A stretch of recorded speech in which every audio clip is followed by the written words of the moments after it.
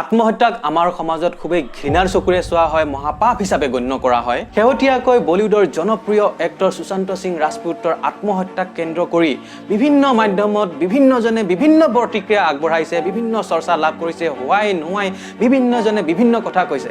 আচলতে মানুহে আত্মহত্যা কিয় কৰে, ইয়াৰ চিমটমবোৰ কি কি কাৰণত মানুহে আত্মহত্যা কৰিবলৈ বাধ্য হয়, সুস্থ যেন লগা মানুহ এজনো কিয় আত্মহত্যা কৰে, আত্মহত্যাৰ বিভিন্ন দিশ সামৰি আমাৰ এই ভিডিঅ'ত কিছু আলোচনা কৰিবলৈ ওলাইছোঁ। আমাৰ মাজত আছে গুৱাহাটী মেডিকেল কলেজৰ মানসিক ৰোগ বিভাগৰ অধ্যাপক ডাক্তৰ দীপাঞ্জলি মেধি, প্ৰতীক্ষা হস্পিটেলৰ চাইকলজিষ্টৰ চন্দনা ভূঞা আৰু বহু বছৰ ধৰি ডিপ্ৰেশ্যনৰ সৈতে যুঁজ কৰি ডিপ্ৰেশ্যনৰ পৰা মুক্তি পোৱা মাহমুদা বেগম। দেৰি নকৰি আহক আমি তেওঁলোকৰ পৰা তেওঁলোকৰ কথা শুনো আৰু সুইচাইডৰ বা ডিপ্ৰেশ্যনৰ বিভিন্ন কাৰণবোৰ জানিবলৈ চেষ্টা কৰোঁ। ৰাজপুত সুইচাইড হোৱাক লৈ পেলাই ছ'চিয়েল মিডিয়াতে হওক বিভিন্ন মিডিয়ামত বিভিন্ন ধৰণৰ আলোচনা হৈ আছে। মানুহে যি জানে নাজানে বিভিন্ন ধৰণৰ মতামত নিজে ব্যক্ত কৰি আছে, কিন্তু একচুৱেলি মানুহে ছুইচাইড কিয় কৰে, ইয়াৰ বেকগ্ৰাউণ্ডত কি থাকে, মানসিক ডিপ্ৰেশ্যন কি ধৰণৰ হয়, এতিয়াও মানুহৰ কিন্তু খুব এটা শুদ্ধ ধাৰণা, স্পষ্ট ধাৰণা নাই তাৰ ওপৰত এতিয়াও। গতিকে আপুনি এগৰাকী এই বিষয়ত বিশেষজ্ঞ হিচাপে মানুহে ছুইচাইড কিয় কৰে, ছুইচাইড কৰাৰ আগতে কেনেকুৱা ধৰণৰ চিমটমবোৰ থাকিব পাৰে, সেই বিষয়ে আপুনি অলপ যাতে মানুহে ভালদৰে বুজি পায় সহজ সৰল ভাষাত অকণমান কৈ দিয়কচোন। প্ৰথমতেতো ধন্যবাদ এই প্ৰশ্নটোৰ কাৰণে, কাৰণ এইটো সময়ত এইটো এটা জ্বলন্ত সমস্যা হৈ উঠিছে। আজিৰ দিনত সুশান্ত সিং ৰাজপুতে এই কামটো কৰিছে, এজন চেলিব্ৰিটি আৰু এজন ছাকচেছফুল য়াং পাৰ্চন কৰিছে কাৰণে আমি আৰু বেছি উৎকণ্ঠাত ভুগিছোঁ যে হৈ কি আছে। কিন্তু আচলতে এনেকুৱা ধৰণৰ ঘটনা আমি সদায় দেখি থাকোঁ, প্ৰায়ে হৈ থাকে। আৰু ছুইচাইড বুলি ক'লে এটা জটিল কথা, তাক এটা শব্দত ব্যাখ্যা কৰিব আচলতে নোৱাৰি। বহুত সময়ত দেখা গৈছে যে ক্লিনিকেল ডিপ্ৰেশ্যনত ভোগা মানুহ, চিভিয়াৰলি ডিপ্ৰেছ মানুহে ছুইচাইড কৰিব চেষ্টা কৰে আৰু সাধাৰণতে এবাৰত কেতিয়াও ছুইচাইড কৰিবলৈ সমৰ্থ নহয় মানুহ, মাল্টিপল এটেম্পটছ থাকে। সেইটো কাৰণে আমি প্ৰায়ে কওঁ যে আপুনি কোনো বিশেষজ্ঞ হ'বৰ প্ৰয়োজন নাই, আপুনি সদায় ইউ লুক ফৰ চিমটমছ। আমি 3টা শব্দ কওঁ, লুক, লিচন এণ্ড লিংক। মানে আপুনি মন কৰিব আপোনাৰ পৰিয়ালত, আপোনাৰ বন্ধুবৰ্গৰ মাজত কাৰোবাৰ যদি তেনেকুৱা কোনো লক্ষণ দেখিছে। ইনফেক্ট বহুত সময়ত দেখা যায় যে বহুতে থ্ৰিটেনিং দিয়ে যে তুমি যদি এইটো নকৰা মই নিজক মাৰি পেলাম। আৰু আমি সেইটো সাধাৰণতে ড্ৰামা বুলি ধৰি লওঁ বা আমি ভাবোঁ যে একো নকৰে চাগে, এনেই কৈছে। কিন্তু আৰু যিসকলে ছুইচাইড কৰে তেওঁলোকেও যে মৰিব বিচাৰে তেনেকুৱা নহয়। তেওঁলোক আচলতে সাংঘাতিক ধৰণে এটা মানসিক চাপত থাকে, যিটো আমি ইম'শ্যনেল পেইন বুলি কওঁ। ডিপ্ৰেশ্যনত থকা মানুহৰ ইম'শ্যনেল পেইনটো ফিজিকেল পেইনৰ লগত যদি তুলনা কৰিব লাগে তেতিয়াহ'লে কেঞ্চাৰ পেইনৰ লগত তুলনা কৰিব পৰা যায়। ইমানেই মানসিকভাৱে তেওঁলোকে কষ্টত থাকে। ইনফেক্ট বহুত ফিজিকেল চিমটমছো দেখা যায়। চ' যোনেই কৰিছে তেওঁ মনে মনেই চেষ্টা কৰিছে নিজক শেষ কৰিবলৈ বা আনক ধমকি দিয়ে কৰিছে নিজক শেষ কৰিবলৈ। All they want is to end the pain. সেই পেইন যিটোত ভুগি আছে সেই পেইনটোক তেওঁলোকে বন্ধ কৰিব বিচাৰে। আৰু সাধাৰণতে most of the time it's a fleeting movement. Fleeting movement মানে তাৎক্ষণিক এটা ইম্পালছত ঘটা ঘটনা, ইম্পালচিভ হয় সাধাৰণতে এনেকুৱা মানুহ। চ' সেই ইম্পালছটোক যদি আমি ৰখাব পাৰোঁ, সেইটো মুহূৰ্তৰ কাৰণে আমি ডেফিনেটলি ছুইচাইডটোক ৰখাই দিব পাৰোঁ। কিন্তু ইয়াতে 3টা কথা আছে। এটা হ'ল প্ৰিভেনশ্যন অফ ছুইচাইড, যিটোত আমি আটাইতকৈ বেছি গুৰুত্ব দিব লাগে। এটা হ'ল ইণ্টাৰভেনশ্যন, মানে আমি অলৰেডি গম পাইছোঁ কোনোবাই এটেম্প কৰিছিলে, চেষ্টা দিছিলে বা ধমকি দি আছে, তেওঁলোকক আমি ইণ্টাৰভেনশ্যন দিবই লাগিব। সেইটো মষ্ট অফ দ্য টাইম আমি চাইকেট্ৰিষ্টৰ ওচৰত লৈ যাওঁ, মেডিকেশ্যনৰ দৰকাৰ থাকে, হস্পিটেলাইজ কৰিব লাগিলে হস্পিটেলাইজ কৰিব লাগিব। আৰু তৃতীয়টো হ'ল পষ্টভেনশ্যন, মানে ঘটনাটো ঘটিছে, এটেম্প হৈছে, তাৰপিছতো তেখেতসকলক এটা ছাম কাইণ্ড অফ মেনেজমেণ্টত আৰু ট্ৰিটমেণ্টত ৰখাৰ প্ৰয়োজন থাকে, কাৰণ তেওঁলোকৰ ৰিলেপ্স হোৱাৰ পচিবিলিটিও থাকে। আৰু কথাটো হ'ল আমাৰ সাধাৰণ বিশেষজ্ঞ হ'ব নালাগে, সাধাৰণ নাগৰিক হিচাপে আমি কি কৰিব পাৰোঁ, চিমটমছবোৰ মন কৰক। যদি আপোনাৰ লাগিছে যে কিবা এটা দিগদাৰী হৈ আছে, এপ্ৰ'চ কৰক, জবৰদস্তি নকৰিব, কিন্তু কওক যে মই আছোঁ, তুমি যদি কিবা কথা ক'ব বিচাৰিছা, লিচন টু দেম। আমি সাধাৰণতে উত্তৰ দিবৰ কাৰণে কথা শুনো, লিচনিং কৰিব আমি সাধাৰণতে নোৱাৰোঁ। ডিপ্ৰেশ্যন তাৰমানে মানসিক ৰোগৰ ক্ষেত্ৰত মানে মানুহৰ ভুল ধাৰণা এইটোৱে যে মানসিক যিখিনি আপোনাৰ ধৰক আপুনি আপোনাৰ আৱেগ বা আপুনি যিখিনি মগজুৰ সহায়ত যিখিনি কামবিলাক কৰি আছে, ধৰক আপুনি এতিয়া আহিছে মোৰ ইণ্টাৰভিউ ল'বলৈ আৰু ময়ো আপোনাৰ ইণ্টাৰভিউটো দিছোঁ, এইখিনি ধৰক আপোনাৰ যিখিনি ইণ্টেলেকচুৱেল কাম বা আপোনাৰ এই গোটেই কামবিলাক আপোনাৰ আৱেগ অনুভূতি, আপোনাৰ পাৰচেপশ্যন, বিভিন্ন ধৰণৰ এইবিলাক আপোনাৰ মগজুৱে কৰি থাকে, আমাৰ ব্ৰেইনে কৰে। গতিকে এটা ডিপ্ৰেশ্যনটো হৈছে আৱেগৰ লগত জড়িত বেমাৰ, যদিও ডিপ্ৰেশ্যনত আৱেগৰ বাহিৰেও কিন্তু অন্য এৰিয়াটো কিন্তু লক্ষণবিলাক কিছুমান ছেকেণ্ডাৰী লক্ষণ আহিব পাৰে, কিন্তু প্ৰাইমাৰী লক্ষণটোৱে হৈছে আৱেগ, যিটো নৰ্মেল মানে আৱেগিক অৱস্থা, যিটো আপোনাৰ হেপিনেছ এটা নৰ্মেল এটা হেৰি, সেই নৰ্মেল হেপিনেছতকৈ সেইটো অৱস্থালৈ তললৈ নামি যায়। যেনেকৈ ধৰক এতিয়া শাৰীৰিক ৰোগৰ ক্ষেত্ৰত, শাৰীৰিক ৰোগৰবিলাকৰ কাৰণে যেনেকৈ আপোনাৰ এটা অংগ আছে, ধৰক আপোনাৰ এতিয়া পেটৰ বিষ বুলি যদি কোনোবাই কয়, তেতিয়াহ'লে আমি লগে লগে হয়তো ধাৰণা কৰিম যে হয়তো তেখেতৰ ষ্টমাকত কিবা প্ৰব্লেম হৈছে বা তেখেতৰ লিভাৰত কিবা গণ্ডগোল হৈছে, যিটো GI চিষ্টেম বুলি কোৱা হয়, গেষ্ট্ৰ ইণ্টেষ্টিনেল চিষ্টেম, সেইটোত গণ্ডগোল বুলি বুজিম। মানুহ এজনে যদি বুকুৰ বিষ বুলি কয়, আমি তেওঁৰ অংগটো কোনটো বুলি বুজি পাম, যে এজন চিকিৎসক হিচাপে আমি লগে লগে বুজি পাম যে সেইটো তেখেতৰ হয়তো হাৰ্টৰ কিবা এটা গণ্ডগোল বা লাঙত কিবা এটা গণ্ডগোল হৈছে। তেনেকৈ মানসিক যিবিলাক লক্ষণ আছে, মানসিক লক্ষণৰ ক্ষেত্ৰত কিন্তু মানুহবিলাকে সেইটো কৰেছপণ্ডিং অৰ্গেনটোক মানে অৱজ্ঞা কৰি আহিছে সদায়, আগৰে পৰা বিভিন্ন কাৰণত হৈছে অৱশ্যে এই বস্তুটো।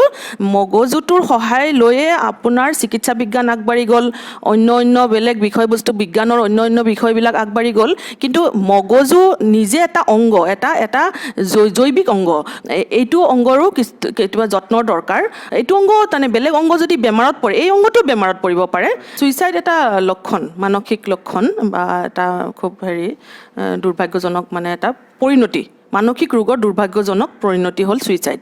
ডিপ্ৰেশ্যন আৰু ছুইচাইডৰ যোগসূত্ৰ মানে খুবেই বেছি মানে শক্তিশালী। বেলেগ মানসিক ৰোগতো ছুইচাইড হয়, কিন্তু ডিপ্ৰেশ্যনত আটাইতকৈ বেছিকৈ হয়। আপুনি যাৰ কথা ক'লে এমিলি ডাৰ্কহেইম, তেওঁ এজন ফ্ৰান্সৰ এজন প্ৰখ্যাত সমাজ বিজ্ঞানী আছিলে, আত্মহত্যাৰ বিষয়ে কৈছিলে, মানে যিটো আমাৰ সামাজিক কাৰণৰ ওপৰত ভিত্তি কৰি কৈছিলে তেওঁ এইটো অকল, যিহেতুকে তেওঁ সমাজ বিজ্ঞানী আছিলে, গতিকে তেওঁ জৈৱিক কাৰণৰ ওপৰত তেওঁ কথাটো কোৱা নাছিলে, সামাজিক কাৰণৰ ক্ষেত্ৰত গতিকে আমাৰ যিবিলাক মানসিক ৰোগৰ ক্ষেত্ৰত বা মানসিক সমস্যাৰ ক্ষেত্ৰত সামাজিক সংহতিক তেওঁ এটা ভিত্তি হিচাপে লৈ পেলাই ছুইচাইডৰ কথা কৈছিলে। এটা হৈছিলে যে এনমিক ছুইচাইড। এনমিক ছুইচাইডটো হয় কি, যেতিয়া সমাজ এখনত খুব মানে বিশৃংখলতাৰ সৃষ্টি হয়, যেনেকৈ যুদ্ধৰ সময়ত হ'ব পাৰে বা ইকনমিক ৰিচেশ্যন যেতিয়া হয়, অৰ্থনৈতিক মন্দা অৱস্থা, এইবিলাকৰ সময়ত তাৰমানে কি হয়, এটা ছ'চিয়েল যিটো কোহেশ্যনটো খুব মানে ডিষ্টাৰ্ব হৈ যায়, আৰু তেতিয়া মানুহবিলাকৰ যিটো ইণ্টিগ্ৰেশ্যনটো মানে লছ হৈ যায়, মানে তেতিয়া মানুহবিলাকে খুব মানে কি বস্তুৰ লগত এটাচ কৰিব নিজকে। আমি একচুৱেলি এজনে সিজনৰ লগত এটাচ কৰি জীয়াই থাকোঁ, মানুহ হ'ল সামাজিক প্ৰাণী, গতিকে সেই এটাচমেণ্টটো যেতিয়া লছ হৈ যায়, তেওঁলোকৰ মাজত ছুইচাইডৰ ৰেটটো বেছি দেখা যায়, সেইটো এনমিক ছুইচাইড বুলি কৈছিলে। আৰু এক ধৰণৰ ছুইচাইডৰ কথা কৈছিলে ইগ'ইষ্টিক ছুইচাইড। ইগ'ইষ্টিক ছুইচাইডবিলাক হৈছে সম্পূৰ্ণ ব্যক্তিগত কাৰণত হয়, যেনেকৈ কোনোবা এজন একাকিত্বভাৱে বাস কৰিছে বা কোনোবা এজনৰ ডিভ'ৰ্চ হৈছে বা এনেকুৱা কিছুমান ব্যক্তিগত সাংঘাতিক ধৰণে হঠাৎ মানে এটা বিজনেছত লছ কৰিলে কাৰণত, এইটো ইগ'ইষ্টিক ছুইচাইড। আৰু এটা ধৰণৰ ছুইচাইড হৈছিলে এলট্ৰুইষ্টিক ছুইচাইড। সেইটো হৈছে যে বৃহত্তৰ স্বাৰ্থৰ খাতিৰত যেতিয়া কিছুমান লোকে নিজৰ আত্মত্যাগ কৰে, আত্মবলিদান দিয়ে, যেনেকৈ ধৰক আপোনাৰ টেৰৰিষ্ট সংগঠনবিলাকৰ ক্ষেত্ৰত ছুইচাইড স্কোৱাডবোৰ থাকে। এই ছুইচাইড স্কোৱাডবিলাকৰ যিবিলাক থাকে, যিবিলাক ৰিক্ৰুইট কৰে, তেওঁলোকে নিজৰ জীৱনটো তেতিয়া মানে তুচ্ছ কৰি দি হ'লেও কিবা এটা বৃহত্তৰ স্বাৰ্থৰ খাতিৰত মানে তেওঁলোকে মানে আত্মহত্যা কৰে। তেতিয়া সেইটো হৈছে এলট্ৰুইষ্টিক ছুইচাইড। গতিকে এইবিলাক হৈছে যে সামাজিক এটা ছিংগল কাৰকক তেওঁ লৈ পেলাই কৈছিলে, কিন্তু এনেকুৱা ইয়াৰ বাহিৰে বহুত বেলেগ সামাজিক কাৰক আছে, যেনেকৈ আপোনাৰ ধৰক দৰিদ্ৰতা, কৰ্মহীন অৱস্থা, চাকৰি বাকৰি নথকা অৱস্থা বা ব্যক্তিগত কিবা ক্ষতি, প্ৰেমত বিফলতা, এইবিলাক কাৰণতো মানে হ'ব পাৰে। কথাখিনি শুনি থকা আমাৰ মাজত নিশ্চয় বহুতখিনি য়াং চাম আছে, যি তেওঁলোকৰ মাজতো হয়তো কেতিয়াবা এনেকুৱা ডিপ্ৰেশ্যন হ'ব পাৰে, যাৰ ছুইচাইড কৰা এটা টেণ্ডেঞ্চি কেতিয়াবা হয়তো আহিব পাৰে। কাৰণ আজিকালি আপোনাৰ যিটো আমাৰ এডুকেশ্যন চিষ্টেম আপুনি কৈছে, বহুত বেছি ডিপ্ৰেশ্যন থাকে। ইউনিভাৰ্চিটিত যিসকল ল'ৰা ছোৱালী পঢ়ি আছে, আনএমপ্লয়মেণ্ট ৰেট বহুত বেছি হাই হয়, আৰু আপোনাৰ প্ৰেম বা লাভ এইবিলাকৰ ক্ষেত্ৰতো মানুহৰ বহুত বিফলতা হয়। এইবোৰৰ ক্ষেত্ৰতো বহুতে মানে তেনেকুৱা ছুইচাইডেল থিংকিংটো আহে। আমাৰ জীৱনত, সাধাৰণ এটা জীৱনত দুটা বহুত ইম্পৰ্টেণ্ট পিলাৰ আছে। এটা হ'ল আমাৰ ৱৰ্ক লাইফ আৰু এটা হ'ল আমাৰ ৰিলেশ্যনশ্বিপছ। গতিকে ৱৰ্ক লাইফৰ ক্ষেত্ৰত আমাৰ ছ'চাইটিত বিশেষকৈ কি হয়, মই কেৰিয়াৰ কাউন্সেলিঙো কৰোঁ আৰু মই দেখিছোঁ বহুতৰ ক্ষেত্ৰত যে মানুহে যিটো ক্ষেত্ৰত তেখেত পেশ্যনেট হয়, তেওঁলোকৰ টেলেণ্ট আছে, সেইটো লাইনত হয়তো যাব নোৱাৰে, কাৰণ আমি তৃতীয় বিশ্বৰ দেশ। বহুত তেনেকুৱা লাইন আছে যিবিলাকত গ'লে হয়তো তেওঁলোকে ফাইনেন্সিয়েলি ছিকিয়ৰ্ড নহ'ব। সেইবোৰ কাৰণত হয়তো তেওঁ ভাল নোপোৱা কাম এটা কৰি চলি আছে, যিটোৰ কাৰণে হয়তো তেওঁ অনবৰত ষ্ট্ৰেছত ভুগি আছে বা অনবৰত দুখী হৈ আছে, আৰু ক্ৰনিকেলি তেনেকৈ থকাৰ পিছত এটা সময়ত তেওঁ হয়তো বাৰ্ষ্ট আউট হৈছে। সেইটো এটা কাৰণ হ'ব পাৰে। ৰিলেশ্যনশ্বিপত failure, relationship is very important for to have a happy life, যথেষ্ট important. So' failure of a close relationship definitely trigger কৰিব পাৰে। কিন্তু কথাটো হ'ল যে ট্ৰিগাৰিং ফেক্টৰ বিভিন্ন হ'ব পাৰে। Loss of a loved one, loss of a স্পাউজো হ'ব পাৰে। জীৱনটোতো যিটো ক'লোঁ যে জীৱনটো ফাণ্ডামেণ্টেলি আনচাৰ্টেইন, যিকোনো সময়ত যিকোনো ঘটনা ঘটিব পাৰে। কিন্তু সেই বেয়া সময়খিনি, বেয়া ছিটুৱেশ্যনটো পাৰ কৰি যাব পৰা যিটো মানসিক ক্ষমতা আমি আয়ত্ব কৰিব লাগে, সেয়া আমি আচলতে একেবাৰে সৰুতে আয়ত্ব কৰোঁ, ইনফেক্ট 9 বছৰ বয়সৰ আগতে। সেইখিনি সময়তে আমাৰ সেই পাৰ্টিকুলাৰ ৰেজিলিয়েঞ্চ বুলি যিটো কওঁ আমি, তাক ডেভেলপ কৰাৰ আপ্ৰাণ চেষ্টা পেৰেণ্টছ, টিচাৰ্ছ আৰু আমি বাকী সকলোৱে কৰা উচিত। সেইটোৰে আমি প্ৰিভেণ্ট কৰিব পাৰোঁ ভৱিষ্যতে যিয়েই নঘটক, সেই মানুহজনে যাতে পাৰ হৈ যাব পাৰে সেই বেয়া সময়টো। ছুইচাইডটোৱে একমাত্ৰ উপায় বুলি যাতে ভাবিবলগীয়া নহয়। ইন স্পাইট অফ ডেট, কাৰোবাৰ লগত যদি তেনেকুৱা হৈ আছে, আই হেভ টু চে দেৰ ইজ ষ্টিল হোপ, আশা এতিয়াও আছে। কিন্তু তেওঁলোকক আমি ট্ৰিটমেণ্ট দিয়াটো খুবেই জৰুৰী। যোনে মন কৰিছে, সেয়া লাগিলে কোনোবা ইনষ্টিটিউটৰ টিচাৰ হওক, হোষ্টেল মেট হওক, ক্লাছমেট হওক, যিয়েই মন কৰে, তেওঁলোকে ইমিডিয়েটলি তেওঁলোকক এপ্ৰ'চ কৰা উচিত, বা তেওঁলোকক ইমিডিয়েটলি জনোৱা উচিত যে তুমি যদি কিবা কষ্টত আছা মোক কোৱা, মই শুনিবলৈ মান্তি আছোঁ, আৰু তুমি যদি বেয়া নোপোৱা সহজভাৱে, যিমান পাৰে সহজ কৰাই, কাৰণ এতিয়াও আমাৰ সমাজত মেণ্টেল হেল্থ প্ৰফেচনেলৰ ওচৰত যোৱাটো এটা ষ্টিগমা হৈ আছে। সেইটো এনাডাৰ ৰিজন যাৰ কাৰণে মানুহে সহায় নিবিচাৰে, য'ত নেকি তেওঁলোকে জানে যে সহায়ৰ প্ৰয়োজন আছে। ইনফেক্ট ডিপ্ৰেশ্যনত ভোগা এজন মানুহ ডিপ্ৰেশ্যনত ভুগি আছোঁ বুলি বুজি পোৱাৰ পিছতো মেণ্টেল হেল্থ প্ৰফেচনেল এগৰাকীৰ ওচৰলৈ আহিবলৈ এভাৰেজ 8 years লগায়। আপুনি কল্পনা কৰিব পাৰে কিমান বছৰ তেওঁলোকে একচুৱেলি ছাফাৰ কৰি আছে। বহুতেতো আহিয়ে নাপায় আমাৰ ওচৰত, আৰু বহুতৰ হয়তো দে আৰ ইন ডিনায়েল, তেওঁলোকে একচেপ্টে কৰিব নোৱাৰে, তেওঁলোকৰ হয়তো আণ্ডাৰষ্টেণ্ডিঙে নাই যে ছামথিং ইজ ৰং উইথ দেম। ছাৰাউণ্ডিঙৰ মানুহখিনি বুজিব পাৰে। যদি নিজেও ভাবে যে মোৰ এনেকৈ এটা বেমাৰ হয়তো থাকিব পাৰে, সেইটো লাজ ফিল কৰিব নালাগে ডক্টৰৰ ওচৰলৈ যাবলৈ। সেইটো ক্ষেত্ৰত আমি এইটোৱে ক'ম যে বহুত হাইলি এডুকেটেড মানুহ, তেওঁলোকৰো হয়তো এৱাৰনেছটো নাথাকিব পাৰে। আমাৰ যিবোৰ বিলিফ ছিষ্টেম, সেই বিলিফ ছিষ্টেমবোৰ আমাৰ সৰুতে আমি যি দেখি, আমাৰ যিটো কালচাৰ, যিটো ছ'চাইটিত যিবোৰ চলি থাকে, সেইবোৰ দেখি শুনি সেইটোৰ ওপৰত বেছ কৰি আমাৰ বিলিফ ছিষ্টেম গঢ় লয়। চ' আমি যদি নিজৰ দুখৰ কথা কোৱাটো দুৰ্বলতা বুলি আমি সৰুৰ পৰা শিকি আহিছোঁ, সেই ব্যক্তিজন যিমানেই হাইলি এডুকেটেড নহওক কিয়, তেওঁৰ কাৰণে এইটো সদায় খুব টান কাম হ'ব কাৰোবাৰ পৰা সহায় বিচৰাটো বা কোৱাটো যে মই কষ্টত আছোঁ, মোক সহায় লাগে। কিন্তু মানুহজনে সদায় কিন্তু এই ডিপ্ৰেশ্যনটোক হাইলাইট নকৰে। মানুহবিলাকে কৰিব কি, তেখেতৰ ছ'চিয়েল বা চাইক'ছ'চিয়েল বেকগ্ৰাউণ্ডটোক বেছিকৈ হাইলাইট কৰি থকাৰ ফলতে আমাৰ এই সমস্যাটো হৈছে যে আমি মানুহজনক বচাব নাপাওঁ। গতিকে যিহেতুকে সামাজিক কাৰকটোৰ ওপৰত দুখ দি থাকিব, তাৰপিছত মানুহজনক তেওঁক ক'ব কি যে আপুনি অলপ টেনশ্যন কিয় ইমান লয়, এই ধৰণৰ কিছুমান টুলুঙা মন্তব্য দিয়ে যে আপুনি ইমান বেছি টেনশ্যন নল'ব। কিন্তু একচুৱেলি মানুহজনে টেনশ্যন লওঁ বুলিও নলয়, বা তেখেতৰ কিছুমান ভাৱ যদি মনত আহে, সেইবিলাক ভাৱ তেখেতে ইচ্ছা কৰি কেতিয়াও মনলৈ নানে, সেইবোৰ নিজে নিজে উৎপত্তি হয়, মগজুত উৎপত্তি হয়। তেওঁ সেইটো সময়ত তেওঁ সেইটো কণ্ট্ৰল কৰিব পৰা অৱস্থাত নাথাকে, তেওঁক তেতিয়া চিকিৎসাৰ প্ৰয়োজন।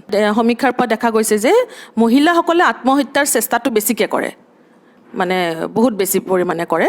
কিন্তু তেওঁলোকে যিটো কমপ্লিটেড ছুইচাইড বুলি কয়, তেওঁলোকে আচল দেখাত তেওঁলোকে কিছুমান আমি চেল্ফ হাৰ্মিং বিহেভিয়াৰবিলাক, সেইবিলাক মহিলাসকলে বেছিকৈ কৰে। কিন্তু পুৰুষসকলে যিটো একচুৱেল ছুইচাইডটো কিন্তু বেছিকৈ আমাৰ পুৰুষসকলৰ মাজত দেখা যায়। আমাৰ দেশত মহিলাৰ ক্ষেত্ৰত domestic violence is one of the reasons suicide attempt কৰা। That is again something related to failure of relationship. কাৰণ এজনী ছোৱালীয়ে বহুত আশা কৰি এখন ঘৰলৈ বিয়া হৈ যায়, তেওঁলোকৰ আমাৰ সমাজত ছোৱালীজনীৰ এণ্টায়াৰ আইডেণ্টিটিটো বিয়াখনৰ ওপৰত নিৰ্ভৰ কৰি থাকে। তাৰপিছত যেতিয়া তেওঁৰ সকলো ফালেৰে আশাবোৰ হেৰুৱাই যায় আৰু তাত ফিজিকেল বা ইম'চনেল ভায়লেন্স থাকে, তেওঁৰ এটা সময়ত হয়তো তেওঁৰ ধৈৰ্য হেৰুৱাই যায়, আৰু এগেইন ছ'চাইটিত ষ্টিগমা আছে কাৰণে তেওঁক আৰু সহায় বিচাৰিব নোৱাৰে। ভাবা যায় যে কি ভাবিব, কি বুলি চিন্তা কৰিব, এই ষ্টিগমাটোৰ কাৰণেও বহুতে সহায় বিচাৰিব নোৱাৰে, বহুতে নিজৰ ঘৰলৈ ঘূৰি যাব নোৱাৰে, একো ষ্টেপ ল'ব নোৱাৰে, বা আমাৰ ছ'চিয়েল ছিকিউৰিটি ছিষ্টেমো ইমান ষ্ট্ৰং নহয় যে অইন ক'ৰবালৈ গৈ মানে নিৰাপত্তাটো বিচাৰিবলৈ সাহস কৰিব পাৰে। এইবোৰ কাৰণত সহ্য কৰি কৰি এটা সময়ত তেওঁৰ হয়তো ধৈৰ্যৰ বান্ধোন ভাঙি যায়, যিটো ফ্ৰাষ্ট্ৰেশ্যন টলাৰেঞ্চ লেভেল একেবাৰে ক্ৰছ কৰে, থ্ৰেজলটো ক্ৰছ কৰি যায়, and De try two attempt suicide. মহিলাসকলে ছুইচাইডৰ এই যিবিলাক দেখুৱায় মানে তেওঁলোকে সেইটো এক্সিবিট কৰি বেলেগৰ দৃষ্টি আকৰ্ষণ কৰে যে তেওঁ কিবা এটা অসুবিধাত ভুগি আছে, কিন্তু পুৰুষসকলে কিন্তু তেওঁলোকৰ হয়তো যিটো ব্যক্তিত্ব, তেওঁলোকৰ ব্যক্তিত্ব বা সামাজিক যিটো তেওঁলোকৰ অৱস্থান, সামাজিক অৱস্থানে তেওঁলোকক সেই সুযোগটো দিয়া নাই। তাৰমানে মতা মানুহ এজনে যদি নিজৰ দুখ দুৰ্দশাটো ক'বলৈ যায়, আমাৰ সমাজে সদায় এটা জেণ্ডাৰো আছেতো, জেণ্ডাৰ ৰিলেটেড, যে মতা মানুহজনক আমি দুখ কৰাটো বা কন্দাটো আমি কি কওঁ যে আমাৰ সমাজত সেইটো বেয়া কথা বুলি কয়, দুৰ্বলতা বুলি। সেইকাৰণে মতা মানুহজনে তেওঁৰ মনত যদি কিবা দুখো হৈ আছে বা সেইটো তেওঁ সামাজিকভাৱে তেওঁ সেইটো পোৱা নাই, যিটো তেওঁ স্বাধীনতা পোৱা নাই সেইখিনি প্ৰকাশ কৰিব। গতিকে দেখা যায় আল্টিমেটলি যিটো ছুইচাইড আৰু বেছি কমন, আল্টিমেটলি কমপ্লিটেড ছুইচাইড মতা মানুহৰ ক্ষেত্ৰত বেছিকৈ হয়, এইটো যিটো এটেম্পটেড ছুইচাইডবিলাক মাইকী মানুহৰ ক্ষেত্ৰত বেছি। পুৰুষৰ ক্ষেত্ৰত দেখা গৈছে, চাওক আমাৰ ছ'চাইটিত এইটো ৰেটটো অলপ হাই হোৱাৰ কাৰণ হ'ল ডিপ্ৰেশ্যন। ইনফেক্ট আমি এইটোও ক'ব লাগিব যে পেণ্ডেমিক COVID-19 হোৱাৰ আগত গোটেই সমগ্ৰ বিশ্বজুৰি এপিডেমিক অৱস্থাত আছিলে। একচুৱেলি বাই 2020 ডিপ্ৰেশ্যনক এপিডেমিক বুলি ডিক্লেয়াৰ কৰা হ'ব বুলি কোৱা গৈছিলে যোৱা বছৰলৈ। আৰু COVID-19 ন' ডাউট আজিৰ ডেটত পেণ্ডেমিক কাৰণে সি মেইন 1 নম্বৰ কাৰণ হৈ উঠিছে মানুহৰ মৃত্যুৰ। কিন্তু আচলতে মানুহৰ দ্বিতীয় মৃত্যু আৰু ডিছফাংচনেল লাইফৰ দ্বিতীয় লাইনতে আছে ডিপ্ৰেশ্যন। সেইটো আমি জানিব লাগিব। আমি আৰু এটা বস্তু নাজানো যে 50% of mental disorder starts before the age of 14 years, 14 বছৰ আগতে দেখা দিয়ে। 75% of mental disorder starts before the age of 24 in fact. So' সেইবোৰ আমি এৱেৰেই নহয়। মানুহে বহুত বছৰলৈ ভুগি থাকে, বহুত দেৰিকৈ আগবাঢ়ে। তাতকৈ ইম্পৰ্টেণ্ট কথা, যদি কাৰোবাৰ পাৰ্চনেলিটি ডিজৰ্ডাৰ আছে, তেওঁৰতো আণ্ডাৰষ্টেণ্ডিঙেই নাথাকিব যে তেওঁৰ কিবা প্ৰব্লেম আছে কাৰণে তেওঁ ধমকিটো দি আছে বা ছুইচাইড কৰিব বিচাৰিছে। তেওঁতো সহায় বিচাৰিও নাযাব, সহায় কোনোবাই আগবঢ়ালেও গ্ৰহণ নকৰিব। সেইবোৰ এটা বেলেগ চেপ্টাৰ কমপ্লিটলি। কিন্তু and domestic violence is a different chapter. কিন্তু পুৰুষৰ ক্ষেত্ৰত আমাৰ ছ'চাইটিত কি হয়, সৰুৰ পৰা এগেইন আমাৰ কালচাৰেল কণ্ডিশ্যনিং আছে টু মেন আপ। তই কান্দিছ কেলে, ল'ৰা কান্দিলে ভাল নেদেখি নহয়। এই কথাটোৱে ল'ৰাক ইম'শ্যন এক্সপ্ৰেছ কৰাত বাধা দিয়ে। ইম'শ্যনেল ইণ্টেলিজেঞ্চ লেভেলটো তেওঁলোকৰ কম হোৱাৰ পচিবিলিটি হাই থাকে, যাৰ কাৰণে এটা সময়ত ছাপ্ৰেছ কৰি কৰি কৰি কৰি হয়তো তেওঁলোকেও ডিপ্ৰেশ্যনত ভোগাৰ পচিবিলিটি হাই হৈ থাকে। য়েছ, কান্দা কেতিয়াও বেয়া কথা নহয়, চাওক আমি অন্য জীৱ জন্তুতকৈ বেলেগ কিহৰ কাৰণে, আমাৰ বুদ্ধি আছে, আমাৰ লেংগুৱেজ আছে। কিন্তু এটা আৰ্টিফিচিয়েল ইণ্টেলিজেঞ্চৰ চিপ ভৰাই থোৱা এটা ৰবটতকৈ আমি কেনেকৈ different? Because of our emotions. আমাৰ ইম'শ্যনে আমাক ডিফাইন কৰে মানুহ হিচাপে। Anger is also' a normal emotion, sadness is also' a normal emotion. Negative ইম'শ্যনৰো দুটা ভাগ আছে। যেনেকৈ sadness is a healthy negative emotion. আপোনাৰ ঘৰত কোনোবা ঢুকাইছে, আপুনি দুখী হোৱাটো স্বাভাৱিক। আপুনি যদি দুখী নহয় তেতিয়াহে চিন্তাৰ বিষয়। But what is unhealthy negative emotion? আপুনি ছেডনেছৰ জেগাত ডিপ্ৰেছ হৈছে, that is unhealthy negative emotion. আপুনি কনচাৰ্ণৰ জেগাত এনজাইটি এটেক হৈ আছে, এনচিয়াছ হৈ গৈছে এক্সট্ৰিম লেভেলত যে আপুনি কণ্ট্ৰল কৰিব পৰা নাই, that is unhealthy negative emotion. So' কোনোবাই যদি আনহেল্ডি নিগেটিভ ইম'শ্যনৰ কাৰণে দুসপ্তাহতকৈ বেছি দিন তেওঁলোকৰ দৈনন্দিন জীৱনত কৰ্ম কাজত এফেক্ট কৰিছে, তেওঁলোকৰ কাৰণে বিচনাৰ পৰা উঠি অহাটোও কষ্টকৰ কাম হৈ উঠিছে, এই কিছুমান লক্ষণ আছে, সেইবোৰ মন কৰা দৰকাৰ। যদি কিবা তেনেকুৱা দেখিছে, যিমান সোনকালে আমি সহায় ল'ম সিমান সহজে আমি মেনেজ কৰিব পাৰিম। যিমান বেছি দেৰি হ'ব সিমান আমি কণ্ট্ৰল হেৰুৱাই দিম। সমীক্ষা যিটো আমাৰ কিছুদিন আগৰ সমীক্ষা, এইটো 5-6 মাহমানৰ আগৰ সমীক্ষা, ইয়াত কোৱা হৈছে যে প্ৰত্যেক 40 ছেকেণ্ডত এটা ছুইচাইড বিশ্বত সংঘটিত হয়। প্ৰত্যেক 40 ছেকেণ্ডত এটা ছুইচাইড হয় গোটেই পৃথিৱীতে। আৰু প্ৰতি বছৰত এইটো WHO ৰিপৰ্ট, আৰু প্ৰতি বছৰত 8 লক্ষ মানুহ পৃথিৱীৰ পৰা নোহোৱা হয় অকল ছুইচাইডৰ কাৰণে। গতিকে এইটো আপোনাৰ তেনেকুৱা কোনো কথা নাই যে এইটো ছুইচাইড বোলা বস্তুটো ইৰেছপেক্টিভ অফ দ্য কাষ্ট ক্ৰীড জন্মৰ হেৰি হওক বা তেওঁৰ বংশ বা মৰ্যাদাই হওক বা সেইবিলাকৰ ওপৰত কোনো ধনী দুখীয়া তেওঁৰ ক'লা বগা এইবিলাক লৈ কোনো কথা নাই এইটো ছুইচাইড বস্তুটো যিহেতুকে এইবিলাক মেক্সিমাম আপোনাৰ মই ক'লোঁ 70ৰ পৰা 80% কাৰণে হয় মানসিক ৰোগ আৰু তাৰ ভিতৰত আটাইতকৈ কমন মানসিক ৰোগটোৱে হৈছে ডিপ্ৰেশ্যন চ' আপুনি এটা থ্ৰুতে ক'বলৈ গ'লে যে ক'ব পাৰে যে ডিপ্ৰেশ্যনৰ কাৰণে বেছিভাগ সংখ্যক ছুইচাইড সংঘটিত হয় এতিয়া মোৰ কথাটো হৈছে যে ছুইচাইড যিটো কৰিবৰ কাৰণে ধৰক কিছুমান মানে মেক্সিমাম কিন্তু ছুইচাইডৰ যিখিনি ৰোগী ছুইচাইডৰ যিবিলাক ছুইচাইডে কৰে তেওঁলোকে কিন্তু এবাৰ হ'লেও মানে সেই তেওঁৰ মনত যে ছুইচাইডৰ ভাৱটো আহিছে সেই কথাটো কিন্তু তেওঁ প্ৰকাশ কৰে কিন্তু এইটো নহয় যে তেওঁ প্ৰকাশ নকৰাকৈ মৰি যায় তেনেকুৱা নহয় আমাৰ সমীক্ষাৰ পৰা দেখা গৈছে যে সেই ৰোগীজনে কমেও এবাৰ হ'লেও তেখেতৰ মনত অহা ছুইচাইডৰ ভাৱটো কিন্তু তেওঁৰ বন্ধু বান্ধৱী বা ঘৰৰ মানুহৰ আগত প্ৰকাশ কৰে কিন্তু হয়তো ঘৰৰ মানুহবিলাকে বেছিভাগ ক্ষেত্ৰতে এইটো হাঁহি উৰুৱাই দিয়ে আৰু কয় যে এইবিলাক ফাল্টু কথা ক'ব নালাগে বা তেওঁক মনত জোৰ বঢ়াবলৈ কয় এইবিলাক ধৰণৰ তেওঁ উপদেশ দি থৈ দিয়ে কিন্তু একচুৱেলি তেওঁলোকে বুজি নাপায় যে তেওঁ একচুৱেলি চাইকেট্ৰিত মানে এইটো কোৱা হয় ক্ৰাই ফৰ হেল্প যদি কোনোবাই নিজে মুখেৰে ছুইচাইডৰ কথা কয় এইটো এটা বহুত মানে গুৰুত্বপূৰ্ণ কথা কোনো মানুহে মৃত্যু নিবিচাৰে গতিকে কোনোবা মানুহে যদি ছুইচাইডৰ নাম মুখত আনিছে তাৰ মানে বুজিব লাগিব যে তেওঁ একচুৱেলি এইটো ক্ৰাই ফৰ হেল্প বুলি কোৱা হয় যে তেওঁ এইটো এটা ইংগিতহে দিছে তেওঁক সহায় লাগে তেওঁ একচুৱেলি মৰিব নিবিচাৰে কিন্তু তেওঁক সহায় লাগে যে বা তেওঁ এটা সহায় বিচাৰিছে সেইটোৰ এটা ইংগিতহে তেখেতে দিয়ে আৰু সেই ইংগিতটো যদি বুজি নাপায় বা বুজিবলৈ চেষ্টা নকৰে ঘৰৰ মানুহবিলাকে বা বন্ধু বা অন্য যিবিলাক মানুহ আছে তেতিয়াই কিন্তু ঘটনাবিলাক পৰিস্থিতি হয় লগে লগে চিকিৎসকৰ ওচৰত আনিব লাগিব কোনোবাই যদি ছুইচাইডৰ কথা এবাৰলৈকে কয় বা কিছুমান ছুইচাইডেল বিহেভিয়াৰ দেখুৱায় যিটো মই আপোনাক ক'লোঁ চেল্ফ হাৰ্মিং বিহেভিয়াৰ ধৰক ব্লেডেৰে হাত কাটি লৈছে বা মানে কি কয় কিছুমান টেবলেট খাই দিছে বা আপোনাৰ কিছুমান টক্সিক ছাবষ্টেঞ্চ আছে আপোনাৰ ফেনইল খাই দিব পাৰে এনেকুৱা ধৰণৰ এইবিলাক যদি অকণমান কিবা নহয় কিবা এটা ধৰণৰ বিহেভিয়াৰ এনেকুৱা দেখুৱালে কিন্তু লগে লগে চিকিৎসা ওচৰলৈ কথা পাতিব লাগে কথাটো হ'ল যে আপুনি যদি কোনোবা লক্ষণ দেখিছে কাৰোবাক হতাশাত ভোগা দেখিছে বা কোনোবাই ধমকিও দিছে মই ছুইচাইড কৰিম তেওঁ সুস্থ অৱস্থাত নাই মানসিকভাৱে সুস্থ অৱস্থাত তেখেত নাই তেখেতক ইমিডিয়েট ট্ৰিটমেণ্টৰ প্ৰয়োজন এইটো সদায় মনত ৰাখিব ইমিডিয়েট লৈ যাওক আৰু ভাল হৈ যোৱা লক্ষণটো দেখাৰ লগে লগে এৰি নিদিব কাৰণ তেওঁলোকৰ ৰিলেপ্স হোৱাৰ চান্সেছো সিমানে হাই থাকে এট দ্য ছেইম টাইম যিখিনি মানুহে এনেকুৱা মানুহৰ কেয়াৰ লয় তেওঁলোকৰো যথেষ্ট ফ্ৰাষ্ট্ৰেশ্যন হ'ব পাৰে তেওঁলোকো ডিপ্ৰেশ্যনত যাব পাৰে তেওঁলোকৰো যাতে ইম'চনেল ৰেগুলেশ্যন ঠিকে থাকে সেইখিনিৰ দায়িত্বও তেওঁলোকে নিজৰ ল'ব লাগিব so' that they can take care of the person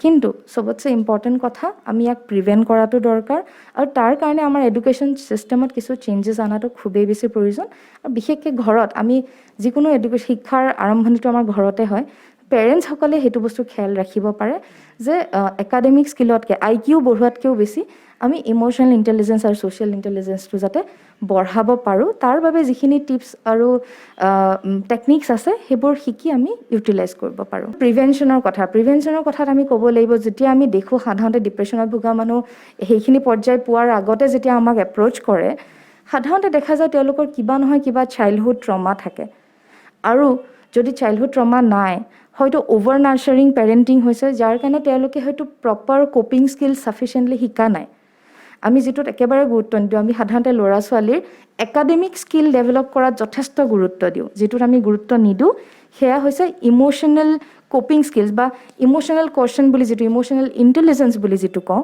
social intelligence বুলি যিটো কওঁ সেইটো আমি ডেভেলপ কৰাত গুৰুত্ব কম দিওঁ দুটা বৰ কনষ্টেণ্ট ফিলিং আছে ছুইচাইডেল টেণ্ডেঞ্চিৰ ক্ষেত্ৰত এটা হ'ল হেল্পলেছনেছ এটা হ'ল হোপলেছনেছ তেওঁলোকে আশা হেৰুৱাই পেলায় তেওঁলোকে ভাবে যে this is the and of my life আৰু একো হ'ব নোৱাৰে কেতিয়াও আৰু ভাল হ'ব নোৱাৰে এই যে আশাহীন অৱস্থাটো এই অৱস্থাটোৰ পৰা ওলাই অনাটো বহুত জৰুৰী তেওঁলোকক আশা দিয়াটো বহুত জৰুৰী আৰু আমি ইনফেক্ট যিখিনি য়াং মানুহৰ মাজত এইটো হৈ আছে তাৰ এইটো যাতে নহয় কাৰো লগত তাৰ আৰম্ভণিটো আমি চাইল্ডহুডতেই কৰিব লাগিব একাডেমিক স্কিল আমি দিয়াৰ লগে লগে সমানে আমি ইম'চনেল ৰেগুলেশ্যন কেনেকৈ কৰিব পাৰোঁ মেণ্টেল হাইজিন আমি কেনেকৈ মেইনটেইন কৰিব পাৰোঁ বিভিন্ন ধৰণৰ ডিফিকাল্ট ছিটুৱেশ্যন জীৱনত আহিলেও আমি তাক সহ্য কৰি কেনেকৈ পাৰ কৰিব পাৰোঁ সেইখিনি শিক্ষাও আমি সৰুতে দিব পাৰিব লাগিব। তাৰপিছতো যদি কাৰোবাৰ হ'ব পাৰে, কোনো বিশেষ কাৰণ নাথাকাকৈও মানুহৰ হ'ব পাৰে। ছুইচাইড এটা মই প্ৰথমতে যিটো কৈছোঁ যে জটিল কথা, কাৰণ অকল ডিপ্ৰেশ্যন হ'লেই যে ছুইচাইডেল টেণ্ডেঞ্চি আহে, বিভিন্ন পাৰ্চনেলিটি ডিজৰ্ডাৰতো ছুইচাইডেল টেণ্ডেঞ্চি থাকে। আৰু ইনফেক্ট 10জনৰ ভিতৰত এজন ছাকচেছফুল হৈ যায় ছুইচাইড কৰাত। মামুনা বা, আপুনি নিজে বহু বছৰ ধৰি ডিপ্ৰেশ্যনত ভুগি আছিলে। হোমেন বৰগোহাঞিৰ সৈতে হোৱা ইণ্টাৰভিউটো আপুনি এই সম্পৰ্কে ব্যক্ত কৰিছে নিজৰ কথা। এই ডিপ্ৰেশ্যনৰ সময়ত আপোনাৰ নিজৰে ছুইচাইড কৰিবলৈ টেণ্ডেঞ্চি হৈছিলে নেকি? অকণমান আপুনি কওকচোন। আচলতে মই নিজেই এগৰাকী মানসিক অৱসাদত ভোগা ব্যক্তি। মই এটা জীৱনৰ এটা স্তৰ পাৰ কৰি আহিছোঁ। মোৰ জীৱনত মোৰ বিষণ্ণতাটো একেবাৰে সৰুকালৰ পৰা হৈছিলে। তেতিয়াই মোৰ অনুভৱ হৈছিলে মই কিয় জীয়াই আছোঁ, মই জীয়াই থাকিনো কি কৰিম, মোৰ জীৱনটো অৰ্থহীন, এনেকুৱা ধৰণৰ এটা হতাশগ্ৰস্ততা সৰুৰে পৰা হৈছিলে। আৰু তাৰ কাৰণো আছিলে। কাৰণবিলাক কেৱল এনেকুৱাই নহয়, কিছু ক্ষেত্ৰত নিজৰ মানে কি হয়, মই তেতিয়া চিৰচেহেৰাৰে একেবাৰে ক্ষীণমিন ক'লামলা এজনী ছোৱালী। গতিকে মোৰ শাৰীৰিক অৱয়ৱক লৈ কিছুমান মানুহে উপলুঙা ঠাট্টা কৰিছিলে। তেতিয়াও এটা হয়তো বিষণ্ণতাই মোৰ মনত গঢ় লৈছিলে। প্ৰথম যেতিয়া মই আইনাত থিয় হৈছিলোঁ, তেতিয়া মই যিহেতু সমাজে মোৰ মূৰত সুমুৱাই দিছিলে যে মই দেখাত এজনী বেয়া ছোৱালী, গতিকে সেই পৰিচয় মোক যেতিয়া দেখিছিলোঁ, প্ৰথমেই মই মোৰ নিজক লৈ হতাশ হৈছিলোঁ, প্ৰথম কথা। তাৰ পাছত আহি গৈছিলে চাৰিওপাৰৰ চৌপাশৰ পৰিৱেশটো। চৌপাশৰ পৰিৱেশ সেই সময়ত 83ৰ আন্দোলন আছিল। 83ৰ আন্দোলনত কেনেকুৱা ধৰণৰ এটা পৰিৱেশ হৈছিল, কেনেকুৱা ধৰণৰ ষ্টিগমাটাইজ কৰা হৈছিল, সেয়া অতীতটো জনা মানুহে জানে। তেতিয়াও কিছুমান ভয় শংকা, অমূলক ভয় শংকা, দেউতা সময়মতে ঘৰ পাবহি নে নাই, মোক কিয় মানুহে বেলেগ চকুৰে চায়, মোৰ উপাধিটোৰ কাৰণে কিয় বেলেগৰ পৰা বেলেগ কৰে, এনেকুৱা ধৰণৰ শংকা কিছুমানেও মোক একাকিত্বত ভুগিবলৈ বাধ্য কৰাইছিল। আৰু এটা সময়ত সেইটো বাঢ়ি বাঢ়ি গৈ সেইটো অৱস্থা মই অতিক্ৰম কৰিলোঁ কেতিয়াবা। সেইবিলাক সমস্যা হৈ নাথাকিল, কিন্তু ভিতৰৰ যে দুখবোধটো, সেই দুখবোধটো ভিতৰে ভিতৰে থাকিয়ে গ'ল মনৰ অৱচেতন কোণত। আৰু সেইটো কাৰণেই যেতিয়াই তেনেকুৱা বস্তু এটাই মোৰ মূৰত ট্ৰিগাৰ কৰে, আহি মোৰ লগে লগে তেতিয়া বিষণ্ণতাত ভুগোঁ, অকলশৰীয়া হওঁ, আৰু এনেকুৱাও হয় যে মই জীয়াই নাথাকোঁ, মই আত্মহত্যা কৰিম। মই আত্মহত্যা কৰিলেই মই মুক্তি পাম, মৃত্যুৱে মোৰ একমাত্ৰ শেষ উপায়, তেনেকুৱা ধৰণৰ ভাৱ মনলৈ মোৰ অহা নহয় আহিছিল। সেই ভাৱটো এটা সময়ত মোৰ বিষণ্ণতা, আত্মহত্যাতকৈও বিষণ্ণতাই মোক একাকিত্ব, মই বেলেগতকৈ বেলেগ হৈ মই কিয় অকলশৰীয়া হৈছোঁ, মোৰ কথা কিয় কোনেও নুবুজে, এই ভাৱটো মোৰ তীব্ৰৰ পৰা তীব্ৰতৰ হৈ বাঢ়িবলৈ ধৰিলে যেতিয়া মোৰ 40 বছৰ পাৰ হ'ল। 40 বছৰ পাৰ হোৱাৰ পিছত মই দেখিলোঁ, আৰে মোৰ গোটেই জীৱনটো যে মই বেলেগৰ কাৰণেই হৈ কটালোঁ, মোৰ নিজৰ পৰিচয় কি, মই কোন? এই পৰিচয়টো মই কোন বুলি নিজক সুধি পেলাই মই দেখিলোঁ যে মই বিৰাট হ'লো, একো নাই। মই নিজকে তেনেকুৱা এটা ভীষণ শূন্য যেন অনুভৱ কৰি আৰু বেছি মই ডিপ্ৰেশ্যনলৈ ইতিমধ্যে মই 2জনী ছোৱালীৰ মাক হৈছোঁ। মই এখন স্কুলত শিক্ষকতাও কৰি আছিলোঁ। চিনেমা কৰা সেইটো পিছৰ পৰ্যায়, তাৰ পিছতহে শিক্ষকতাও কৰি আছোঁ, এখন ডাঙৰ পৰিয়ালৰ দায়িত্বও লৈ আছোঁ। তাৰ মাজত মোৰ হঠাতে তেনেকৈ হতাশগ্ৰস্ততাটো আহি গ'ল। আহি যোৱাৰ লগে লগে মই যেতিয়া পৰি গ'লোঁ, তেতিয়া দেখা গ'ল যে গোটেই ঘৰখন খেলি মেলি হৈ গৈছে। মোক ছাৰাউণ্ডিং কৰি থকা যিমানখিনি মানুহ আছিলে চবৰে, বিশেষকৈ মোৰ পৰিয়ালটো খুব বেছিকৈ হৈছে। মোৰ কামত যাব লগা মানুহজন ঘৰত থাকিব লগা হয়, ছোৱালী 2জনীয়ে ভাত ৰান্ধিব লগা অৱস্থা হয়। এনেকুৱা এটা কণ্ডিশ্যনত মই হঠাতে চিন্তা কৰিলোঁ যে নহয়, যিকোনো প্ৰকাৰে মই সজাগ হ'বলৈ ধৰিলোঁ যে যিটো মোৰ লগত হৈ আছে সেইটো হোৱা উচিত নহয়। মই ইয়াৰ পৰা ওলাব লাগিব, ইয়াৰ পৰা উঠিব লাগিব, কাৰণ মই অকল মোৰ কাৰণে নহয়। যদিও মই মোৰ কাৰণে, মোৰ নিজৰ অস্তিত্বটো মই নিজে জীয়াই থাকিব লাগিব। আৰু তেতিয়াই আচৰিত ধৰণে মই এটা কবিতা পঢ়িছিলোঁ ৰীতা চৌধুৰী বাইদেউৰ, যে নিজৰ হাতত ধৰাটোৱেই পথৰ প্ৰকৃত নিয়ম। আৰু সেই কথাটো মোৰ কাৰণে এটা পাঞ্চলাইন আছিলে। মই তেতিয়া ভাবিছিলোঁ যে মই কেনেকৈ ইয়াৰ পৰা উদ্ধাৰ পাম। ইতিমধ্যে মই মোৰ সৌভাগ্য হৈছিলে যে 2এজন শুভাকাংক্ষী মই লগ পাইছিলোঁ, কৈছিলে বৰ পৰ্যায়ক্ৰমে প্ৰণালীক্ৰমে তেওঁলোকে কৈছিলে যে আপুনি প্ৰথমে চাইকেট্ৰিষ্টৰ ওচৰলৈ যাওক, তাৰপৰা কোনোবা চাইক'লজিষ্টৰ ওচৰলৈ যাওক। আৰু ইতিমধ্যে মোৰ আটাইতকৈ মই সৌভাগ্যশালী এই কাৰণে যে মোৰ পৰিয়ালটো আছিলে মোৰ লগত একদম সহযোগিতা কৰা মানুহ, তেওঁলোকে প্ৰতিটো ক্ষণ মোৰ লগত আছে। প্ৰতিটোখন তেওঁলোকে আছে মোৰ যিকোনো ধৰণৰ কথা মোৰ খং মানে অভিমান যিবোৰ অভিযোগ সেই সকলোখিনি মানে সহ্য কৰি পেলাই মোৰ কি হৈছে ভিতৰৰ বস্তুটো বুজিবলৈ অনবৰতে চেষ্টা কৰিছিলে একদম আটাইতকৈ দৰকাৰ ফেমিলি আৰু পিয়াৰ গ্ৰুপ যিটোক কয় যে বন্ধু পৰিজনৰ ছাপোৰ্টটো অত্যন্ত প্ৰয়োজন তাৰ পাছত প্ৰয়োজন হৈছে এইটো এটা আচলতে মোক ডক্টৰক যেতিয়া মই সুধিছিলোঁ তেতিয়া কৈছিলে যে মোৰ যিটো মুড চুইং হয় এইটো এটা বায়'লজিকেল প্ৰব্লেম বাকীবোৰ অনুষংগিক কিন্তু মেইন বস্তুটো হৈছে মোৰ শৰীৰৰ ভিতৰৰ পৰা আহিছে যে মোৰ হৰমনেল যিটো ইমবেলেঞ্চ হৈছে হৰমনেল পিটুইটাৰী গ্লেণ্ডৰ পৰা যিটো হৰমন ৰিলিজ হয় সেইটো প্ৰপাৰলি নোহোৱাৰ কাৰণে মোৰ এই বেমাৰটো মানে বেছিকৈ বাঢ়িবলৈ গৈছে আৰু বাকী যিবিলাক বাহিৰৰ